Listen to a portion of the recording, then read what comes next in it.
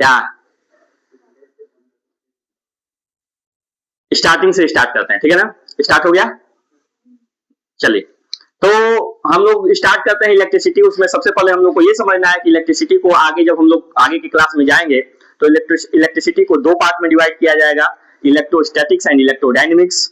Electrostatics हम उसे बोलते हैं जिसमें इलेक्ट्रॉन को रेस्ट में होने की बात की जाती है, और इलेक्ट्रोडायनेमिक्स हम उसमें उसे बोलते हैं जो जब इलेक्ट्रॉन को मोशन में होने की बात की जाती है, जब इलेक्ट्रॉन मोशन में रहे उसकी जिसमें पढ़ाई करते हैं हम उसे इलेक्ट्रो डायनेमिक कहते हैं, और जब इलेक्ट्रॉन रेस्ट में रहे तो उसकी जिसमें हम लोग बात करते हैं उसे इलेक्ट्रोस्टैटिक्स बोलते हैं। क्या बोलते हैं? इलेक्ट्रोस्टैटिक्स। तो इलेक्ट्रिसिटी चैप्टर स्टार्ट करने से पहले हमें किसके बारे में, सबसे पहला टॉपिक क्या है? चार्ज। चार्ज के बारे में जानना होगा। तो चार्ज क्या होती है? तो ये चार्ज क्या होती है? चार्ज जो है किसी भी बॉडी की प्रॉपर्टीज होती है। किसी भी दो बॉडी की क्या होती है?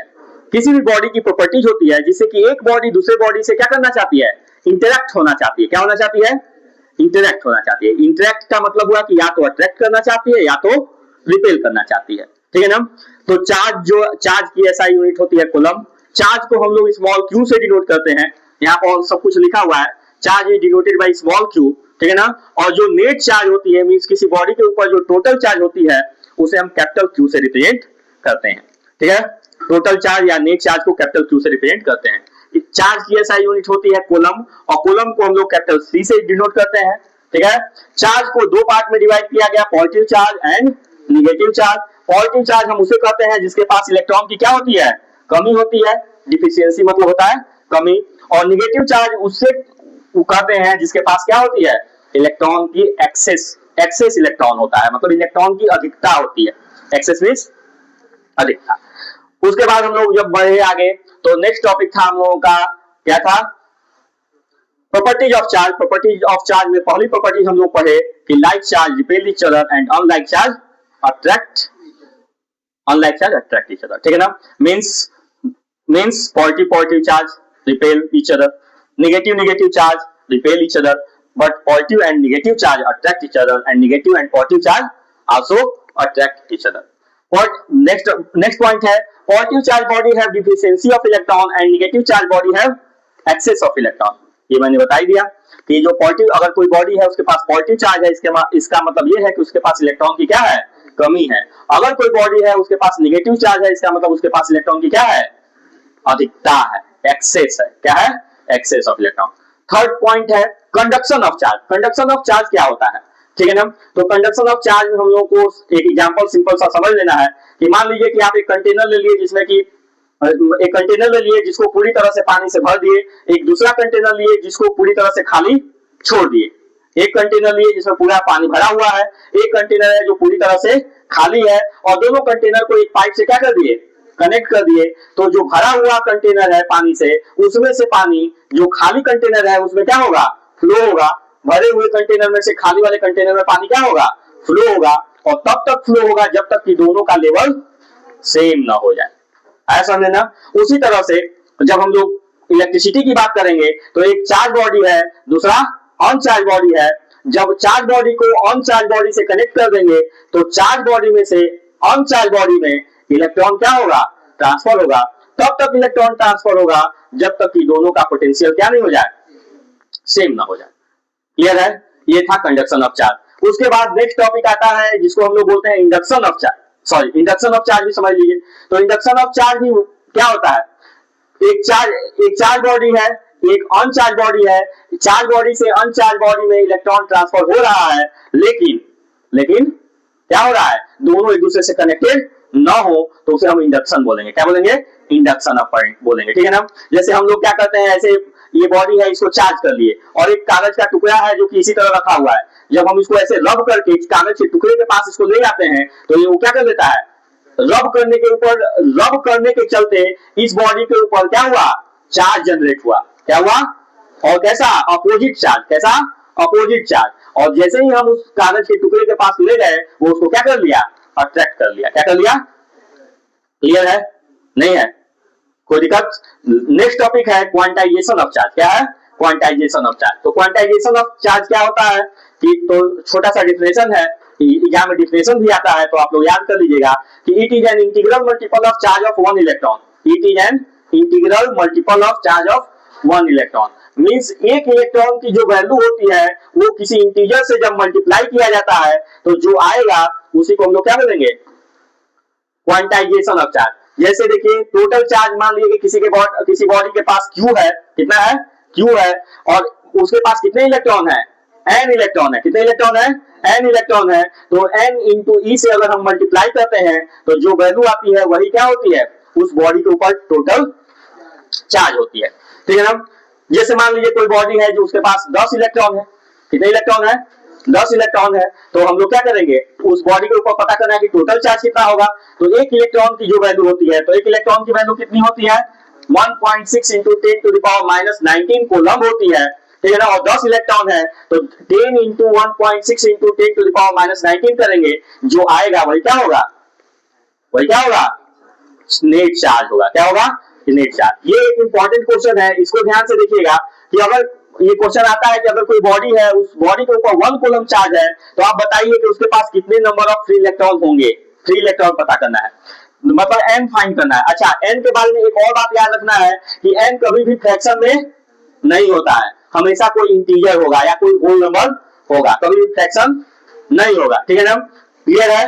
तो ये याद रखना, अगर हमारा आंसर फ्रैक्शन में आ रहा है तो हम लोग तुरंत लिखेंगे कि इट इज नॉट पॉसिबल। ठीक है ना। तो n की वैल्यू हमें फाइंड करनी है, किसी वैल्यू फाइंड करनी है, n की वैल्यू फाइंड करनी है। और बॉडी के ऊपर टोटल चार्ज दिया है कि 1 कूलम है, तो टोटल चार्ज 1 कूलम हमने पुट कर दिया। n की वैल्यू फाइंड करनी है, n को एज इट इज रहने दिया। और एक इलेक्ट्रॉन की वैल्यू हम अभी बताए कि कितनी होती है, 1.6 इंटू 10 टू द पावर -19 होती है। सॉल्व किया, n ऐसे ही रह गया। ये 1.6 इंटू 10 टू द पावर -19 इधर मल्टीप्लाई में था, इधर आया तो डिवाइड में हुआ। ये 10 टू द पावर -19 था, जब ऊपर ले जाएंगे न्यूमरेटर में तो 10 टू द पावर +19 हो जाएगा, अपॉन 1.6 हो जाएगा, 1.6 हो जाएगा। यहां से पॉइंट हटाएंगे तो ऊपर 10 आ जाएगा। और ये 10 टू द पावर 19 था, उस 10 टू द पावर 19 में से एक 10 हम बाहर में लिए तो 10 टू द पावर 18 हुआ। और 10 इंटू 10 हुआ 100, 100 को 16 से डिवाइड करेंगे, 6.25 into 10 to the power 18। This is the number of electron when a body have 1 coulomb of charge. Clear है। अगर किसी बॉडी के ऊपर 1 कूलम चार्ज है तो उसके पास इलेक्ट्रॉन की संख्या कितनी होगी, 6.25 into 10 to the power 18। Next topic हम लोग का था, नेक्स्ट टॉपिक था इलेक्ट्रिक पोटेंशियल। इलेक्ट्रिक पोटेंशियल क्या है, तो मैंने बताया कि इलेक्ट्रिक पोटेंशियल का मतलब होता है पावर। क्या होता है, पावर। तो पावर का मतलब कि एक चार्ज को एक जगह से मूव करने के लिए जो हमें वर्क करना पड़े, किसको मूव करने के लिए, किसको मूव करने के लिए, चार्ज को, किसको, work done to moving a unit positive charge, unit positive charge CHARG charge from one point to another point is known as electric potential. क्या बोला जाएगा, electric potential. Work done to moving a charge, to moving a charge. ठीक है ना, moving a charge, बस इतना हम लिखते हैं। ठीक है ना, moving a charge, work done to moving a charge. Clear है। इसकी ऐसा यूनिट होती है वोल्ट। और इलेक्ट्रिक पोटेंशियल को भी हम लोग कैपिटल V से रिप्रेजेंट करते हैं। किसे रिप्रेजेंट करते हैं, तो अगर हम बात करें तो यहाँ V इक्वल टू हो जाएगा वर्क डन मींस W, और चार्ज का मतलब हुआ कि Q। ठीक है ना, तो work done upon Q, W upon V equal to हुआ W अपॉन Q। क्लियर है। V इक्वल टू हो गया W upon Q, V equal to हो गया W अपॉन Q। तो कभी कभी एग्जाम में पूछता है कि डिफाइन 1 वोल्ट, तो ये इलेक्ट्रिक पोटेंशियल है ना, और इसकी ऐसा यूनिट क्या होगी, वोल्ट। अगर 1 वोल्ट बोला है तो यहाँ 1 वोल्ट होगी। और वर्क की एनर्जी मालूम है क्या होती है, जूल। और चार्ज की यूनिट अभी बताया कि क्या होती है, कूलम। मतलब 1 वोल्ट इक्वल टू हो जाएगा 1 जूल अपॉन 1 कूलम। बोलेगा एग्जाम में डिफाइन करने के लिए, पहले आता था एक नंबर में डिफाइन करने के लिए, क्योंकि पहले जो है मल्टीपल चॉइस क्वेश्चन नहीं आया करता था 3-4 साल पहले। ठीक है ना, अब तो मल्टीपल चॉइस क्वेश्चन आता है तो हमको नहीं लगता है कि डिफाइन पूछना चाहिए, लेकिन मैं भी पूछ सकता है इलेक्ट्रिक पोटेंशियल से क्वेश्चन भी दे दे और डिफिनेशन भी पूछ दे, और उसके बाद जो है 1 वोल्ट का भी डिफिनेशन पूछ दे। तो क्या होगा, if 1 joule of work is done to move 1 coulomb of charge. एक कूलम, हमने यही ना डिफिनेशन बताया था क्या, कि चार्ज को मूव करने के लिए जो वर्क करना पड़े उसी को हम लोग इलेक्ट्रिक पोटेंशियल कहते हैं। तो अगर एक कोलम्ब चार्ज को मूव करने के लिए अगर 1 जूल वर्क करना पड़े तो हम उसे 1 वोल्ट कहेंगे, ठीक है ना। क्या बोलेंगे? 1 वोल्ट। और एक बात और याद रखिएगा कि इसकी एसआई यूनिट तो हमने ये लिखा हुआ था ना, वोल्ट होता है, उसके अलावा क्या हो जाएगा? जूल पर कोलम्ब भी हो जाएगा, जूल पर कोलम्ब। मल्टीपल चॉइस क्वेश्चन आया है और उसमें दे दिया कि what is the SI unit of electric potential, और आप लोग वोल्ट याद करके गए हैं तो वोल्ट दिखेगा ही नहीं कहीं ना, जूल पर सेकेंड दे देगा, जूल पर कोलम्ब दे देगा, जूल पर कुछ दे देगा, ठीक है ना। तो वोल्ट दिया नहीं है, तो ऐसा नहीं कि छोड़ क्वेश्चन गलत है, हटाओ, ऐसा मत कर दीजिएगा, ठीक है ना। जूल पर कोलम्ब उसकी एसआई यूनिट होगी। नहीं समझ आया? क्या हुआ? तो 1 वोल्ट को हम लोग कैसे डिफाइन करेंगे? If 1 joule of work is done to moving a 1 coulomb of charge, coulomb coulomb of charge, then it is said to be 1 volt.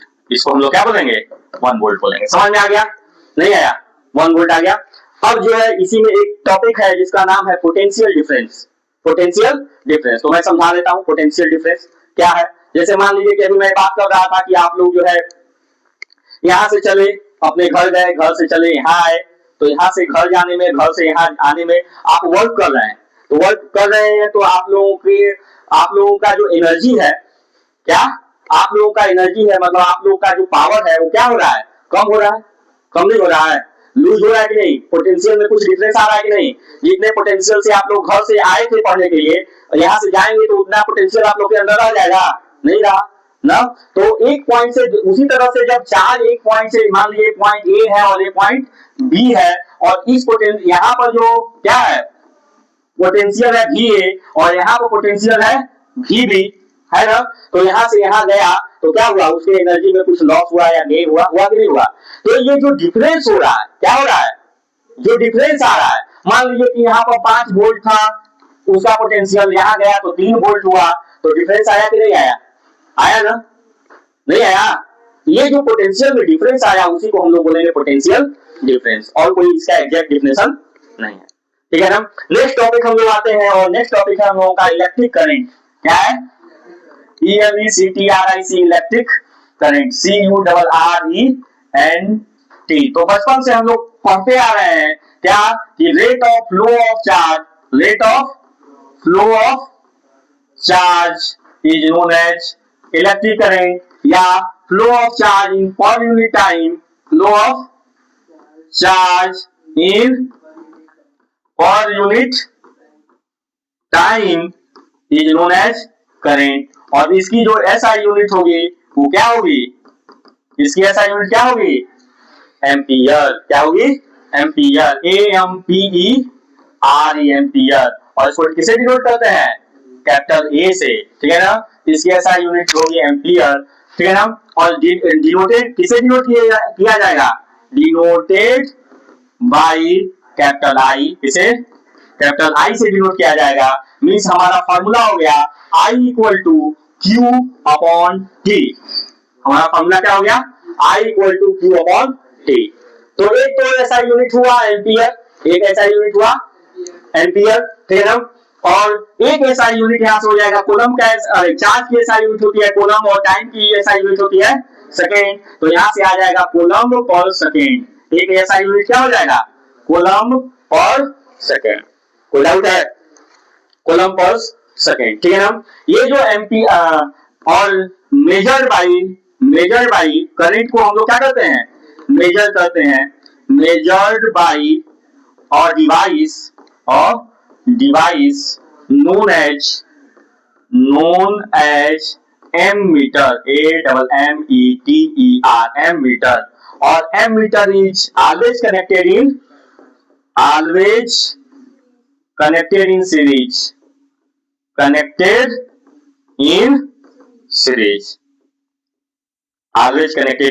Series. और मैंने आप लोगों को पहले भी एक वर्क दिया था, क्या याद है? वाई। और आज भी मैं आप लोगों को वेरी गुड, ठीक है ना। Due to low resistance, due to low resistance, ये बात आप लोग याद रखिएगा। रेसिस्टेंस एग्जाम में आता है क्या कि why ammeter is always connected in series, क्यों एमीटर को हमेशा सीरीज में कनेक्ट किया जाता है। क्लियर है, चलिए तो क्लियर हो गया। एक एक टॉपिक यहाँ इलेक्ट्रिक पोटेंशियल में रह गया था, नहीं रह गया था, रह गया था ना। क्या रह गया था कि potential is measured by, potential is electric potential, केवल पोटेंशियल मत लिखो नहीं तो फिर दिक्कत होगा। Electric potential, electric potential is measured by a device known as voltmeter, ठीक है ना। और volt meter is always connected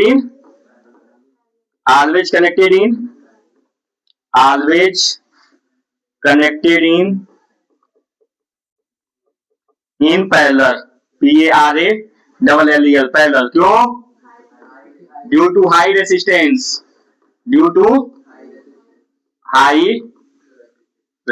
लिख लेंगे ना। क्लियर है, नहीं क्लियर है, कोई डाउट है?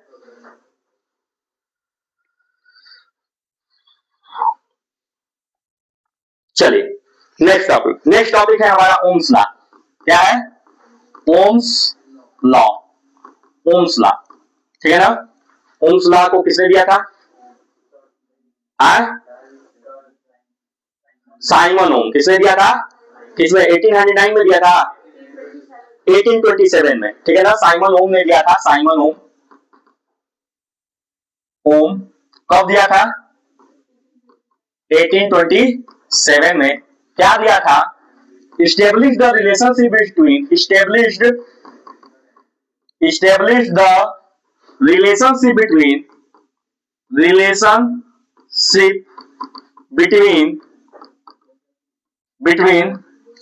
V and I मतलब समझे ना, V मतलब और I मतलब, दोनों समझ में आ गया? नहीं आया? क्या कहा? पहले तो ये V और I के बीच में रिलेशन दिया। क्या रिलेशन दिया? दूसरा बात कि जो है V is directly proportional to I, ठीक है ना। और कब? एट कांस्टेंट टेम्परेचर, ये बात लिखना नहीं भूलेंगे ना, क्योंकि टेम्परेचर घटती है बढ़ती है तो वायर का जो करेंट, वायर में जो करंट फ्लो हो रहा है वो पोटेंशियल जो है वो दोनों क्या होती है? डिफर करती है। क्या करती है? डिफर करती है। तो एट कांस्टेंट टेम्परेचर मतलब कांस्टेंट टेम्परेचर का मतलब है कि टेम्परेचर ना तो घट रही है ना तो बढ़ रही है। क्लियर है? ओके। अब इस डायरेक्टली प्रोपोर्शनल के साइन को हटाते हैं तो क्या आता है? इक्वल टू का साइन आता है। और कभी भी फिजिक्स में डायरेक्टली प्रोपोर्शनल के साइन को हटाएंगे तो एक कांस्टेंट जुड़ेगा, ठीक है ना। हर जगह अलग अलग कांस्टेंट होता है और यहाँ पर जो कांस्टेंट है वो है capital R, V equal to R into I, capital R। इसको बोलते हैं हम लोग क्या? रेसिस्टेंस। क्या बोलते हैं? Resistance, RESISTANCE। क्या बोलते हैं? रेसिस्टेंस। और ये क्या करता है? It oppose the flow of current in the conductor, CONDUCTOR, conductor. Clear है? कोई दिक्कत? समझ में आया? तो यहां से आ गया फॉर्मूला हमारा R equal to V upon I। जितने फॉर्मूले यूज हो रहे हैं आप लोग फॉर्मूला एकदम रटे रहिए ना। फॉर्मूला दिमाग में रहेगा तभी न्यूमेरिकल सॉल्व होगा। दिमाग में फॉर्मूला नहीं रहेगा, कितना भी आप लोग विद्वान होंगे, न्यूमेरिकल सॉल्व नहीं होगा। क्लियर है? चलिए तो R equal to V upon I हम लोगों के पास एक रिलेशन आ गया। कैसे, कहां से आया? तो ओम्स लॉ से आया। कहां से आया? ओम्स लॉ से आया। नेक्स्ट टॉपिक आगे हम लोग जो बढ़ते हैं तो factor on which resistance depend, कौन कौन से ऐसे फैक्टर हैं जिसपे कि रेसिस्टेंस क्या करता है, डिपेंड करता है, ये टॉपिक है हम लोगों का, ठीक है ना। तो सबसे पहला टॉपिक है कि लेंथ पे डिपेंड करता है, किस पे, लेंथ पे, किस पे डिपेंड करता है रेसिस्टेंस, कैसे, तो resistance is directly proportional to L, resistance is, अगर वायर का लेंथ बढ़ेगा तो रेसिस्टेंस भी क्या होगा, बढ़ेगा, लेंथ घटेगा तो रेसिस्टेंस भी क्या होगा, घटेगा, और R is inversely proportional to, sorry, ठीक है ना। दूसरी बात, एरिया ऑफ क्रॉस सेक्शन, किस पे, area of cross section, CROSSECTION, ये मान लीजिए कि ये वायर है, ये क्या है, वायर है, ठीक है ना, ये क्या है, वायर है, तो ये जो वायर की जो मोटाई होती है ना, इसी को हम लोग बोलते हैं एरिया। ये कैसा होगा, सर्कुलर होगा ना बेटा, कैसा होगा, तो यही है area of cross section. Cross section का मतलब समझे क्या, हाँ, एंड पॉइंट ऑफ वायर का जो एरिया होगा कैसा होगा, सर्कुलर होगा, और यहाँ पर सर्कल की एरिया भी यूज होगी पाई आर, किसी किसी क्वेश्चन में डायमीटर दिया रहता है, क्या दिया रहता है, डायमीटर दिया रहता है, तो यहाँ से हमको क्या निकालना पड़ता है, रेडियस, और तब निकालना पड़ेगा क्या, डायमीटर अपॉन 2, रेडियस जब निकल जाएगा तब हम निकालेंगे क्या, एरिया, और जब एरिया निकालेंगे उसके बाद हम लोग जो है आगे की चीजों को फाइंड करेंगे, क्लियर है। तो कैसे होता है, R is inversely proportional to area ना। तीसरी पॉइंट, टेम्परेचर पे डिपेंड करता है, किस पर डिपेंड करता है, टेम्परेचर पे डिपेंड करता है, मैंने बताया कि टेम्परेचर बढ़ेगा तो रेसिस्टेंस बढ़ेगा, घटेगा तो घटेगा, लेकिन इसको इक्वेशन 2 बना लिया, ठीक है ना। और तीसरा है नेचर ऑफ मटेरियल, किस पर, नेचर ऑफ मटेरियल, मींस जो वायर बना है, जो कंडक्टर है, ठीक है ना, मटेरियल, METERIAL, मटेरियल, वो किस तरह के मटेरियल से बना हुआ है, भाई कंडक्टर भी कई तरह के होते हैं ना, जो बहुत अच्छे होते हैं, कुछ क्या होते हैं, मॉडरेट होते हैं, कुछ एकदम ही लो कंडक्टर होते हैं, तो किस तरह के कंडक्टर से बना है इस पर डिपेंड करता है। चलिए, तो हमको मतलब है केवल इक्वेशन 1 से और इक्वेशन 2 से। तो इक्वेशन 1 है हमारा R is directly proportional to L, और दूसरा है R is inversely proportional to A, from equation first and second, from equation first and second, back side don't talk, R is directly proportional to L upon A, होगा कि नहीं होगा, कोई doubt है, इस डायरेक्टली प्रोपोर्शनल के sign को हम हटाएंगे तो R इक्वल टू हो जाएगा rho into L by A, ठीक है ना। ये जो R रेसिस्टेंस था, R जो रेसिस्टेंस था, क्या था, रेसिस्टेंस, ठीक है ना, इसकी एसआई यूनिट क्या होती है मालूम है, ओम, क्या होती है, ओम, और डिनोटेड बाई ओमेगा, इससे रिप्रेजेंट किया जाता है ना, इसको बोलते हैं ओमेगा, क्या बोलते हैं, ओमेगा। कोई दिक्कत है, समझ में आया, ये छूट गया था ना, कि रेसिस्टेंस की एसआई यूनिट होती है ohm and denoted by omega, clear. चलिए, अब यहां से ये जो हमारा रेसिस्टेंस, ये जो कांस्टेंट है, इस कांस्टेंट को हम लोग बोलते हैं रेसिस्टिविटी, क्या बोलते हैं, रेसिस्टिविटी, ठीक है ना, रेसिस्टिविटी, और it measure the strength of resistor, ये क्या करता है, रेसिस्टर के स्ट्रेंथ को मेजर करता है, किसको मेजर करता है, स्ट्रेंथ को, जो हम रेसिस्टर यूज कर रहे हैं डिवाइस में, उसका स्ट्रेंथ क्या है, ठीक है ना। तो यहां से रेसिस्टिविटी का फॉर्मूला आ जाएगा R into A by L, R into A by rho equal to R into A by L, आ गया ना। ये क्या है, इसको क्या बोलते हैं, रो, RHO, क्या बोलते हैं, रो बोलते हैं, क्या बोलते हैं, रो, रहू मत बोलना, ठीक है ना, रो बोलते हैं, ठीक है ना। और अभी हम लोग क्या लिखे थे कि रेसिस्टेंस की यूनिट क्या होती है, ओम, क्या होती है, ओम, ठीक है ना, वो HM बोलते हैं, ओहम मत बोल देना, ओम, ठीक है ना। और ये क्या है, एरिया की यूनिट क्या होती है, अब सरफेस एरिया एंड वॉल्यूम पढ़ाए, उसमें बताए थे ना कि कोई भी एरिया होगी उसकी यूनिट क्या होगी, मीटर स्क्वायर, और कोई भी लेंथ होगी उसकी यूनिट क्या होगी, मीटर होगी। तो 1 मीटर से 1 मीटर बचा कितना, ओम मीटर। तो क्या हो गया, रेसिस्टिविटी की एसआई यूनिट क्या हो गई, SI unit of resistivity, resistivity.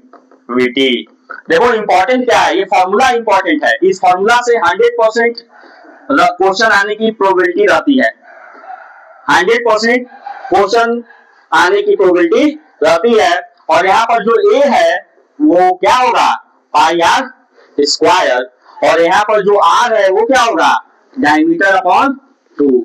Means अगर हमको ए नहीं दिया हुआ है कि एरिया ऑफ क्रॉस सेक्शन इतना है तो हमें ये निकालना पड़ेगा, और तो उसके लिए रेडियस चाहिए। अगर हमें रेडियस नहीं दिया होगा तो हमारे पास डायमीटर होगा, तो डायमीटर दिया रहेगा तो डायमीटर को 2 से डिवाइड करेंगे तो हम क्या निकालेंगे, रेडियस निकालेंगे। ये आप लोगों को कंफ्यूज नहीं होना है, इसे कंफ्यूज नहीं होना है, क्लियर है ना। बस रेसिस्टिविटी निकालने के लिए यही फॉर्मूला है, रेसिस्टिविटी निकालने के लिए कहीं भी एक्स्ट्रा और कोई फॉर्मूला हमारे सिलेबस में नहीं है, इकलौता फॉर्मूला है और क्वेश्चन आना ही आना है। तो आप लोग याद रखिए कि resistivity equal to R, resistivity equal to R into A by L होगा, R into A by L होगा। आर रेसिस्टेंस है, अच्छा जरूरी नहीं कि केवल रेसिस्टिविटी निकालने के लिए आएगा, रेसिस्टेंस भी आ सकता है, लेकिन रेसिस्टिविटी दिया रहेगा तो भी यही फॉर्मूला यूज। अगर रेसिस्टिविटी कहीं से भी क्वेश्चन में आ गया कि रेसिस्टिविटी फाइंड कीजिए या रेसिस्टिविटी इतना दिया हुआ है कुछ और फाइंड कीजिए, लेंथ फाइंड करने के लिए दे सकता है, एरिया फाइंड करने के लिए, तो इसी के फॉर्मूले का मतलब रेसिस्टिविटी शब्द जहां भी आया, रेसिस्टिविटी टर्म जहां भी, तो क्या इसी फॉर्मूले का यूज करेंगे, इधर उधर भटकेंगे नहीं। हम बार बार इसलिए बोल रहे हैं क्योंकि ये इंपॉर्टेंट है, क्लियर है। आगे बढ़ा जाए, आगे हमारा टॉपिक है series and parallel combination of resistor, series and parallel combination of resistor हम लोग कल डिस्कस करेंगे, ठीक है ना। आज डिस्कस करेंगे तो 10 मिनट है, नहीं हो पाएगा, जैसा बोलिए आप लोग, हो जाएगा, हाँ बोलिए तो कर दे, नहीं सीरीज कॉम्बिनेशन ऑफ रेसिस्टर, आइए SERIE है सीरीज कॉम्बिनेशन ऑफ 2 और more than 2 resistor, RESISTOR resistor, don't talk बेटा। 2 या 2 से अधिक रेसिस्टर जब सीरीज में कनेक्ट होते हैं तब के लिए हमें क्या करना है, फॉर्मूला डिराइव करना है। यहाँ में फॉर्मूला डिराइव करने के लिए कई बार आया है, तो आप लोग को मालूम होना चाहिए। सबसे पहली बात हम लोग लिखेंगे या आप लोग को मालूम होना चाहिए कि when 2 or more than 2 resistors are connected in series, then current across each resistor is same, but potential across each resistor is different, ठीक है ना। तो हम डायरेक्ट लिखते हैं, बोल तो दिए ही है, ठीक है ना। हम लोग लिखते हैं कि इन सीरीज कॉम्बिनेशन क्या होगा, करंट ऑलवेज सेम, ठीक है ना। और electric potential ELECTRIC electric potential POTENTIAL potential always different DIFFERENT different, ठीक है ना। ये बात हम लोगों को याद रखना है और इसको स्टेटमेंट के फॉर्म में एग्जाम में लिखना है। चलिए ये है हमारा रेसिस्टर का साइन, यही है ना रेसिस्टर का साइन। ये देखिए ये जो रेसिस्टर था यहां से स्टार्ट हुआ और यहां जाकर क्या हो गया, खत्म हो गया। फिर जहां पर ये रेसिस्टर खत्म हुआ वहीं से दूसरा रेसिस्टर स्टार्ट हुआ और ये जाकर यहाँ खत्म हुआ, जहां से ये खत्म हुआ वहीं से एक नया रेसिस्टर स्टार्ट हुआ और फिर ये जाकर ये सिलसिला क्या होगा, चलता रहेगा। कोई गाना याद आ गया क्या तुम लोगों को, ठीक है ना, समझ में आया। ये 3 रेसिस्टर को हम लोगों ने सीरीज में क्या कर दिया, कनेक्ट कर दिया और नामकरण भी कर दिया कि इस रेसिस्टर का नाम है R1, इस रेसिस्टर का नाम है R2, इस रेसिस्टर का नाम है R3, और ये तीनों रेसिस्टर V वोल्ट के बैटरी से कनेक्टेड हैं। तो इसमें भी करंट होगा, अगर I करंट फ्लो कर रहा है तो इसमें करंट I होगा, इसमें भी करंट I होगा, इसमें भी करंट I होगा। लेकिन तीनों में जो पोटेंशियल है, इसमें पोटेंशियल अगर V1 होगा तो इसमें पोटेंशियल V2 होगा और इसमें पोटेंशियल V3 होगा। समझ में आया ये बात? ठीक है ना। यहाँ पर जो है V वोल्ट की बैटरी लगी हुई है, कितने वोल्ट की, और यही V वोल्ट की बैटरी जो है तीनों रेसिस्टर को अलग अलग वोल्टेज दे रही है। मतलब ये V वोल्ट की जो बैटरी है वो तीन अलग अलग पार्ट में डिवाइड हुई ना। मतलब जो टोटल वोल्टेज होगा वो क्या होगा, V1 plus V2 plus V3 के बराबर होगा। V1 plus V2 plus V3 के बराबर होगा। और हम लोग जानते हैं कि V इक्वल टू होता है I इंटू आर, अभी हम लोगों ने पढ़ा है। तो यहाँ पर V1 इक्वल टू क्या हो जाएगा, सॉरी V1 इक्वल टू क्या हो जाएगा, I इंटू R1 नहीं होगा, क्योंकि इसमें करंट तो I ही फ्लो कर रहा है, रेसिस्टेंस R1 है, तो क्या हो जाएगा I इंटू R1 होगा plus I into R2 plus I into R3, ये हो जाएगा I इंटू R, और इन तीनों में से I क्या कर लिए, कॉमन ले लिए, ये हो जाएगा R1 plus R2 plus R3, I से I क्या हो गया, कैंसिल आउट, और R इक्वल टू आ गया R1 plus R2 plus R3। नहीं समझ में आया? समझ में आया। मतलब यहां से हम लोगों को एक कहानी मिली, और वो कहानी ये मिली कि इक्विवेलेंट रेसिस्टेंस RS, इसको लिख देते हैं इक्विवेलेंट, इक्विवेलेंट इसको बोलते हैं इक्विवेलेंट रेसिस्टेंस ना,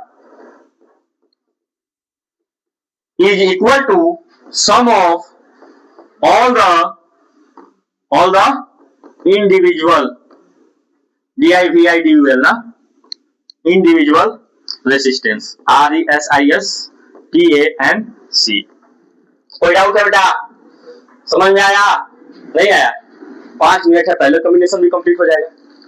सीरीज कॉम्बिनेशन समझ में आ गया। सीरीज कॉम्बिनेशन में एक बात और याद रखनी है कि अगर मान लीजिए कि इसी तरह का n रेसिस्टर कनेक्टेड है, कितना रेसिस्टर, n रेसिस्टर, ऐसे एक रेसिस्टर, फिर दूसरा रेसिस्टर, फिर तीसरा रेसिस्टर, चौथा रेसिस्टर, और सारे n रेसिस्टर है, कितने रेसिस्टर हैं, n रेसिस्टर है, इसकी value R1 R2 R3 R4, sorry सब गलत हो गया, सबकी वैल्यू सेम है, ये भी R, ये भी R है, ये भी R है, ये भी R है, और ये भी R है ना।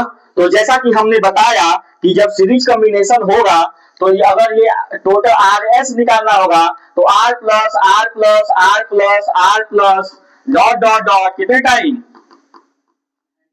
क्योंकि n रेसिस्टर है तो n टाइम होगा कि नहीं होगा। तो 1 प्लस, अगर हम 1 प्लस 1 प्लस 1 3 बार करते हैं तो क्या आता है, 3 आता है।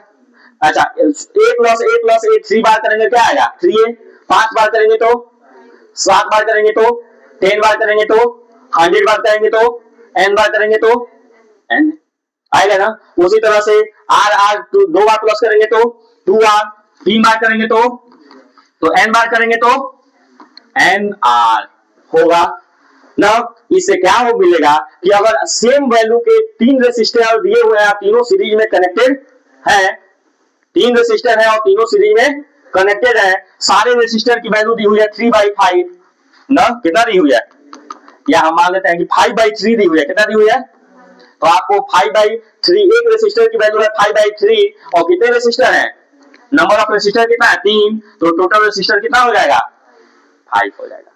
इक्विवेलेंट रेसिस्टेंस की वैल्यू क्या आ जाएगी, समझ में आया, ये डायरेक्ट। अब नहीं तो ऐसे क्या करते, मान लो इतना छोटा तो देगा नहीं, अगर सेम रेसिस्टर ही रहेगा तो बड़ा लंबा देगा, दे देगा कि 1 होल 1/2 ओम के, 1 होल 1/2 ओम के 10 रेसिस्टर है, तो 1 whole 1/2 plus 1 whole 1/2 plus 1 whole 1/2, 10 बार प्लस करोगे तो कितना समय लगेगा ना, और इस तरह से क्या हो जाएगा, तुरंत हो जाएगा। ठीक है ना।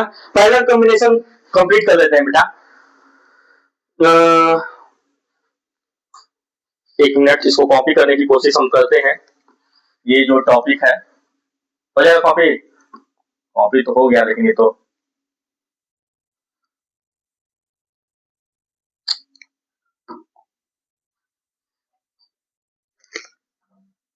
नहीं होगा। नेक्स्ट टॉपिक है हम लोग का क्या, parallel combination of PARALL, parallel combination of 2 or more than more than two resistor,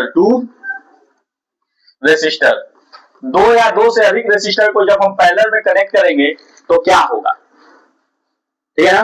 तो दो रेसिस्टर लेते हैं, एक तीन लेते हैं।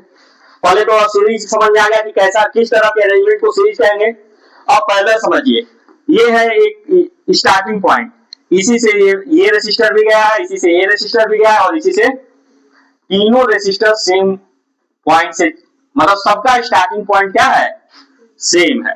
सबकी स्टार्टिंग पॉइंट क्या है, सेम है। सबकी स्टार्टिंग पॉइंट क्या है, सेम है। और सबकी एंडिंग पॉइंट भी क्या है, सेम है। तो ऐसे कॉम्बिनेशन को हम लोग बोलेंगे पैरेलल कॉम्बिनेशन। ये तो बात समझ में आ गई।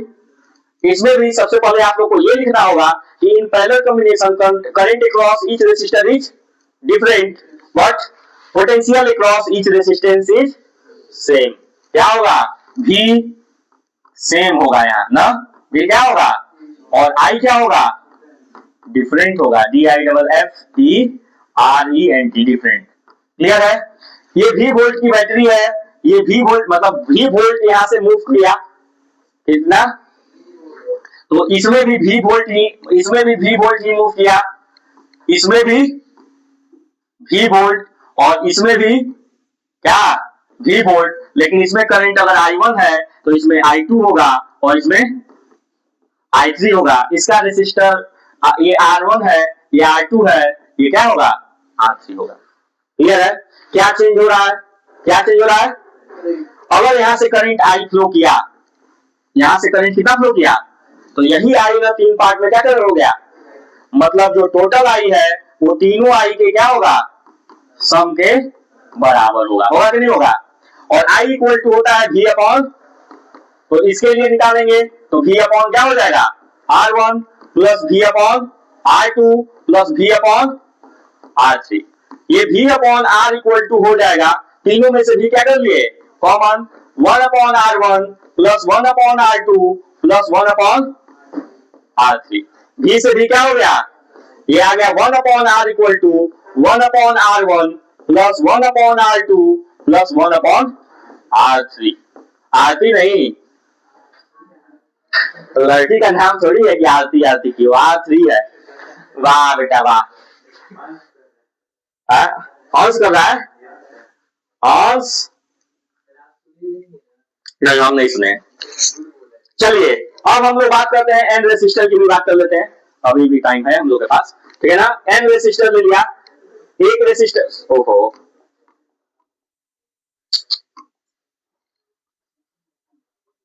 देखो बेटा बात नहीं, एक रेसिस्टर, दो रेसिस्टर, तीन रेसिस्टर, ऐसे dot dot dot N resistor. कितने रेसिस्टर है, रेसिस्टर है, और सबकी वैल्यू क्या है, आर आर आर। सबकी वैल्यू क्या है, आर आर, है ना, आर आर, ठीक है ना। तो 1 अपॉन आर पी, यहाँ पर आर पी नाम दे देते हैं, इसका नाम क्या दे दिए, आर पी। तो 1 upon R P equal to हो जाएगा 1 upon R plus 1 upon R plus 1 upon R, हो जाएगा ना, equal to sorry dot dot dot N time कितना होगा, तो 1 upon R plus 1 upon R, 2 upon R, 1 upon R plus 1 upon R plus 1 upon R, 3 upon R, 5 बार रहेगा तो 5 upon are, 6 time रहेगा तो 6 अपॉन आर, 7 टाइम रहेगा तो 7 अपॉन एन टाइम है, तो मतलब 1 upon R P equal to आ गया एन अपॉन आर, आ गया ना। तो आर पी इक्वल टू हो जाएगा, आर पी इक्वल टू हो जाएगा आर अपॉन, ये हो गया इक्विवेलेंट रेसिस्टेंस। क्लियर है, कोई दिक्कत है, समझ में आ गया।